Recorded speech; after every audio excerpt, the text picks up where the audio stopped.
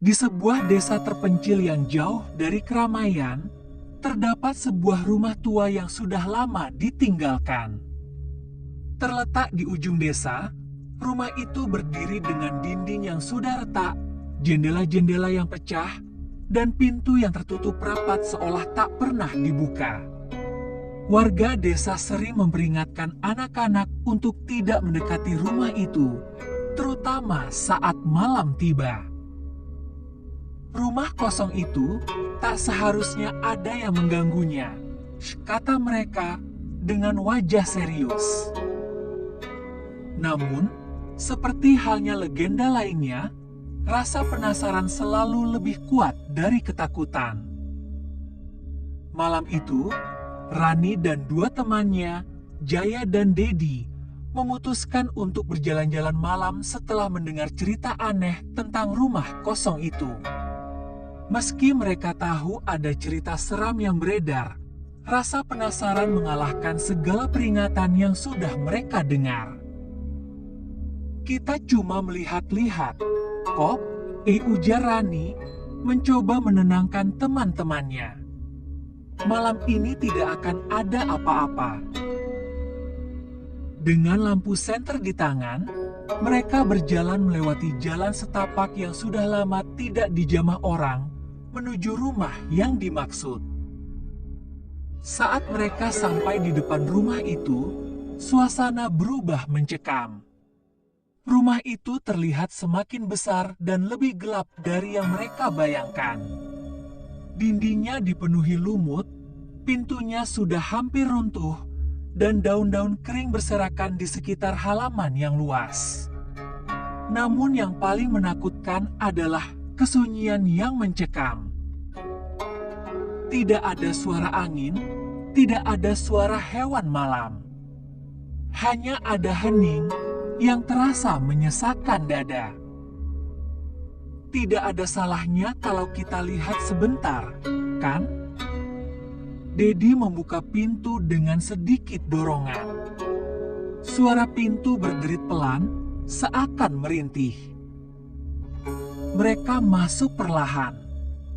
Begitu melangkah ke dalam, udara di dalam rumah terasa dingin sekali, berbeda dengan udara di luar yang lembab dan hangat. Dinding-dinding yang kotor, serta langit-langit yang retak, seakan menyimpan banyak sekali kenangan gelap. Tapi kenapa sepi banget, ya? Tanya Jaya, sedikit cemas. Jangan khawatir. Ayo, kita hanya lihat dan pergi, jawab Rani dengan nada sedikit gugup. Mereka mulai menyusuri ruang demi ruang di rumah itu, dari ruang tamu yang berdebu hingga dapur yang sudah kosong tanpa perabot. Setiap langkah mereka terdengar bergema, seolah suara mereka tidak ada habisnya. Saat mereka tiba di sebuah lorong panjang, Rani merasa ada sesuatu yang berbeda. Di ujung lorong itu, ada sebuah pintu kecil yang tak pernah mereka lihat sebelumnya, terkunci rapat. Tapi yang aneh adalah, ada cahaya samar yang berasal dari balik pintu tersebut. Jaya menyarankan untuk membuka pintu itu, meskipun mereka tahu itu berisiko. Siapa tahu ada sesuatu yang bisa menjelaskan semuanya, jika tanya. Dengan hati-hati, mereka membuka pintu itu. Ketika pintu terbuka sepenuhnya, sebuah ruangan gelap menyambut mereka. Namun di tengah ruangan, mereka bisa melihat sebuah benda berbentuk bulat, seperti bola kaca besar yang bercahaya redup. Namun saat mereka melangkah lebih dekat, sesuatu yang aneh terjadi. Cahaya itu semakin terang, dan suasana di ruangan itu menjadi sangat dingin. Di dalam bola kaca itu, mereka bisa melihat bayangan seseorang. Seorang perempuan muda dengan rambut panjang yang terurai, duduk di atas kursi dengan pandangan kosong. Tatapannya penuh kesedihan. Siapa dia? Rani berbisik, hampir tidak percaya dengan apa yang dilihatnya.